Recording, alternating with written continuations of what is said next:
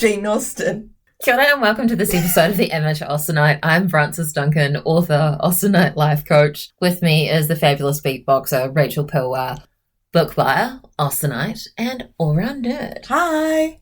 Today we're discussing chapter 48 of Emma.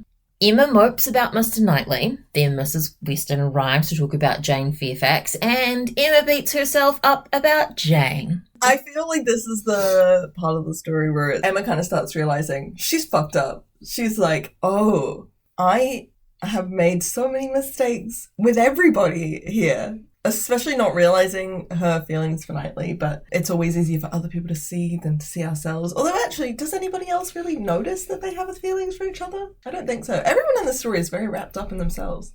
That's pretty accurate to life, though. Because she doesn't realize that she's interested in Knightley until she's threatened with his loss. So fucking funny. I feel like she's thinking he's gonna die. I'm gonna lose him to the sickness that is my friend Harriet. She feels it was her due to be first with him, and up to a certain point, I'm pretty sure she thought she was first with everybody. Yeah, that's true. She thought she was first with Frank, for sure. Mm-hmm. But I mean, in fairness, that is partially because the Westons really were pushing that. And Frank didn't stop her thinking that. No. But it shows that she actually thinks that Harriet has a chance with Mr. Knightley. And it's her fault because she introduced them. Funny that she immediately goes into, oh yeah, she could get Mr. Knightley, because I mean, I know she thinks better of Harriet's station than Harriet actually is. Oh, you're too good for Mr. Martin. But she felt like she was the right level for Mr. Elton. But it's like, if she's the right level for Mr. Elton, then she shouldn't be the right level for Mr. Knightley. I think at first she just puts Harriet above where she should be in kind of the status hierarchy of her mind. But I think once it involves Mr. Knightley, she just gets so, like, jealous and emotional that it all goes out the window. She can no longer think logically about their relationship. She knows Knightley so well, and yet she still thinks that he would give Harriet a chance. Is it a time that she starts to think logically about Harriet, though? All those things that everyone was saying that, no, she's not of a certain rank, that now Emma's like, no, he can't marry her because everyone's going to make fun of him for marrying someone so far below him. And I guess she does think that because of what Harriet has said, that Knightley might actually return Harriet's affections. But you've spent enough time with Harriet. Do you actually trust her to know? She thinks some guy is feeling something. Does she actually know that for sure? Because you both thought Mr. Elton liked Harriet. Harriet could easily be mistaken about this, Emma. Like, she goes into her old argument, though, being like, he's always telling me everything I'm doing wrong. He can't have feelings for me because he wouldn't be like that. Emma has been convinced that a lot of other people like her, you know, Frank and stuff, but none of those other people call her out. Only Mr. Knightley. While we know that it's like, that's the expression of like love, he would never be that casual with any other woman. He's like this with you because he loves you and he wants you to like be your best self. She's probably like, he nitpicks me and he's mean to me, which means that he must not see me as a paramour because anyone else who sees me as a paramour would never do that. Harriet might think herself not unworthy of being loved by Mr. Knightley, but Emma could not flatter herself of any idea of blindness in his attachment to her, because he's just so honest all the time. He's an honest man. He should just stay single. He'll never want to marry me, but if he stayed single, that would be good. Let us continue as we are. I can't get married anyway because my dad. Just two single friends hanging out. And they were roommates.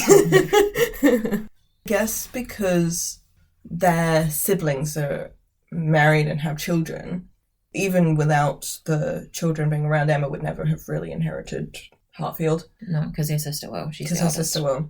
But I guess if Mr. Knightley was single and forever and never had kids, his nephews would inherit.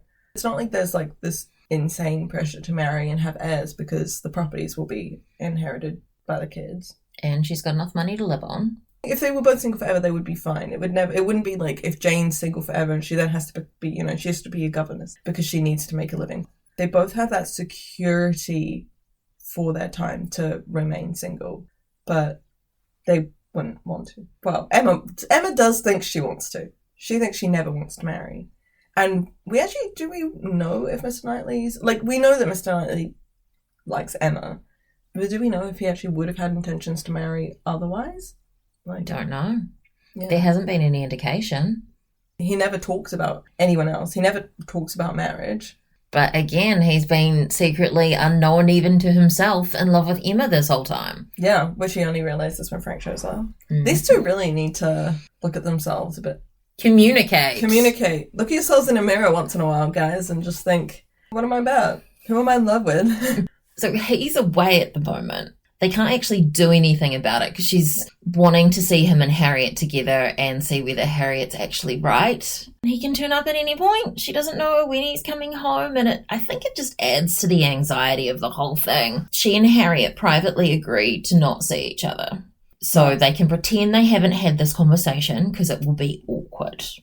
I feel like if I was Harriet, Emma saying, oh yeah, we've had this conversation, and then saying, oh, we shouldn't see each other for a bit, so that we can keep this conversation private, especially when they've had so many other conversations, like, about Mr. Elton and stuff. I'd be like, this is deeply suspicious. Like, why are you behaving this way about this one? And I think that would, I mean, Harriet is obviously incredibly naive, and she would probably never even think about Emma and Knightley in that context. I feel like if it was one of my friends who was like, hey, we've had this discussion about this guy, and now we can't talk for a while, I'd be like, is it because you like him?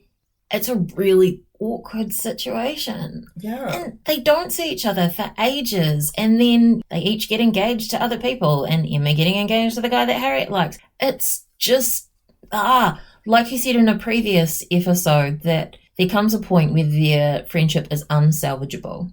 And I think this is the beginning of that. Maybe the beginning of the end of the friendship was Emma talking Harriet out of marrying Mr. Martin. Can you build a friendship off that foundation? You're not wrong. I think as friends, they were probably actually always doomed from the start. Emma has never thought of Harriet as an equal. That's always going to be a problem in a friendship.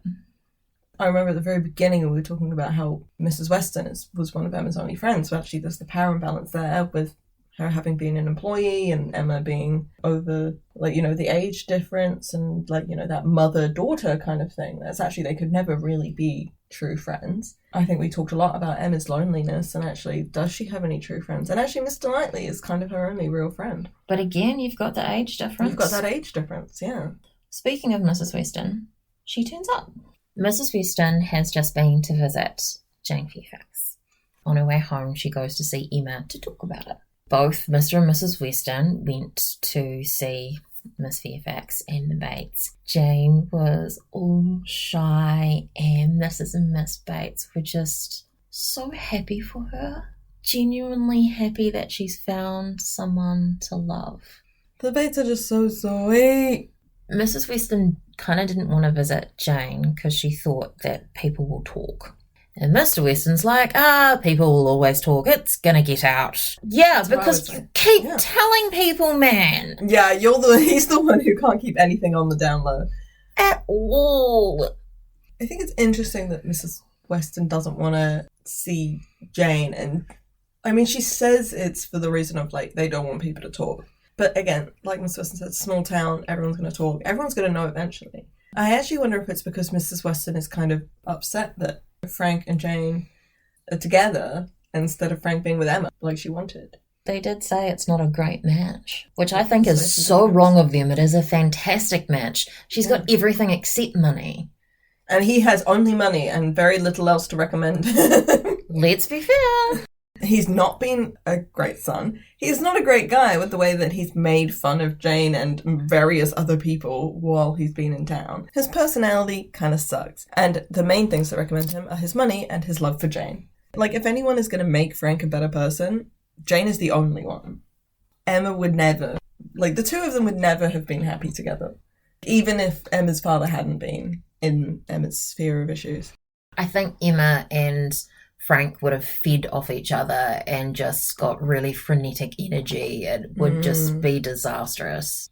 I feel like it would be a very juvenile marriage. I feel like they make each other stupid. They make each other ridiculous because they're just not comfortable enough to actually know each other, to get to know each other, to be like, be themselves. So they just kind of keep trying to, like, impress each other in ways. And that makes them idiots. And they each need a steady partner to give them a good grounding. And that's exactly what Jane and Mr. Knightley offer each of them. You could argue that Jane and Mr. Knightley are better for each other. Suited, it's true. Yes, you still then have the age gap problem, but we're never going to solve that in this time frame. I'm trying to think of how Mr. Knightley would respond to someone like Jane. I think he respects Jane, but I think he also knows that it's like because of the station. Although I guess Jane is of a higher station than Harriet. If him being with Harriet is plausible, him being with Jane is much more plausible. I think it would make a good match, and he'd look after the Bates. He already does a lot to look after the Bates. He does. And to make sure that they're cared for and anything they need. Oh, I'll pick you up in my carriage. Jane could do better. She said, "I can't, Mr. Knightley." She's talking to Mrs. Weston about everything and how hard it was. Because it's not just that she's engaged to someone and can't tell anyone. It's all of the pressure. She can't tell anyone about what's going on, but also he's got all this other stuff going on and he's acting up, and it's really hard for her. And being part of a private engagement is actually against her morals. You're right, yeah, she's not like a secretive person, she's not a liar. I think she is actually a very, like, plain-spoken kind of person, but she's been forced into the situation. And it really sucks. You can do better, Jane! I didn't think I'd get onto the Frank hate train. Well, at least not on this chap, like, but... It's because she and Frank love each other that she was persuaded into the private engagement, though. Like, she does genuinely love him. Otherwise, she would never have done it.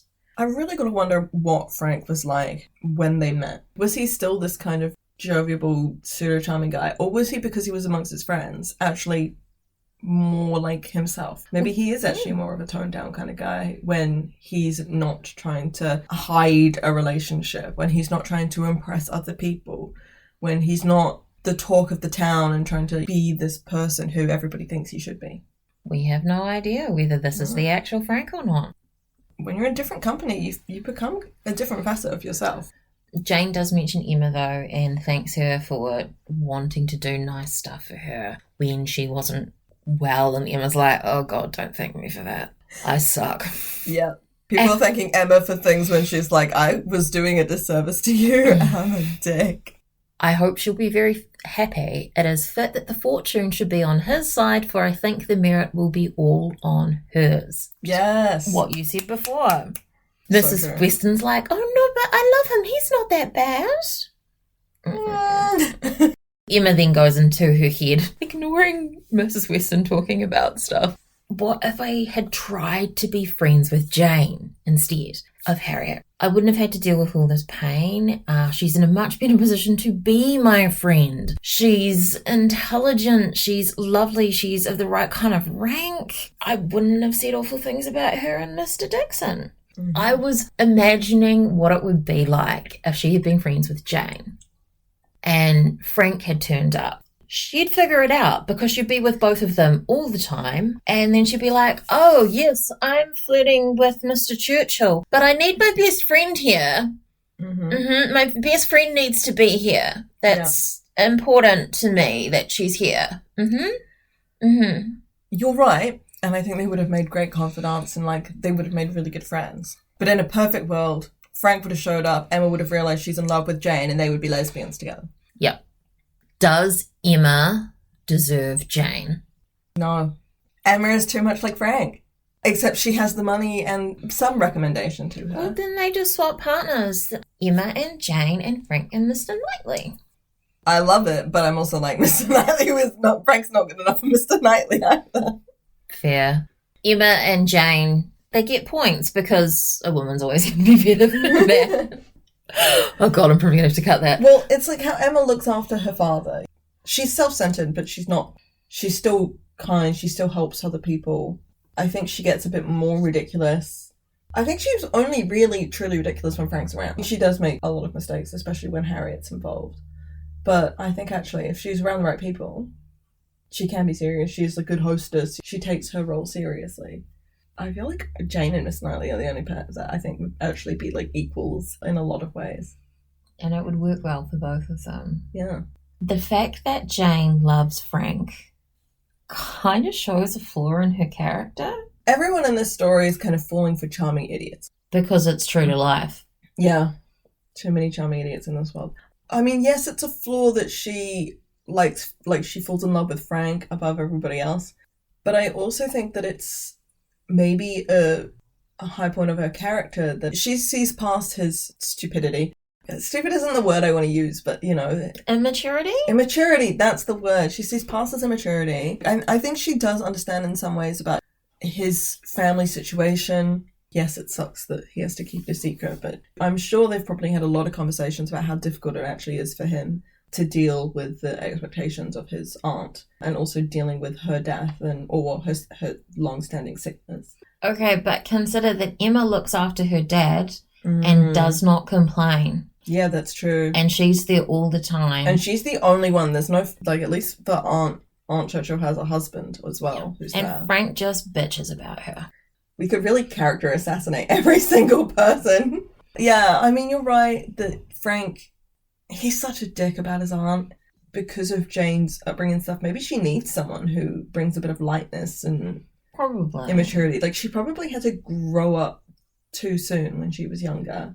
And actually being with someone who's a bit more on the laid-back kind of fun side would probably be good for her. While him getting the piano was annoying and not well thought out in many ways, especially where are they going to put that piano, it was him being like, I know you love this, and I want you to be able to do that because I know you can't do it where you are. So he supports her hobbies and the things that she likes to do. Maybe everyone just needs a little bit of chaos, and their partners bring that needed chaos into their lives. I think I am the needed chaos. I bring, if any of my colleagues are listening, they understand. If any of my flatmates are listening, they understand. I think you also understand. I am the chaos in any situation. To top this whole day off, there's a storm. And Emma's like, yep, this is appropriate. And her dad, who's always affected by the weather, she has to look after him. It makes her think of the evening that opened the book, the evening of Mrs. Weston's wedding, when she was like, I'm going to be all alone. It's just going to be me and my dad. But it turned out to not be the thing.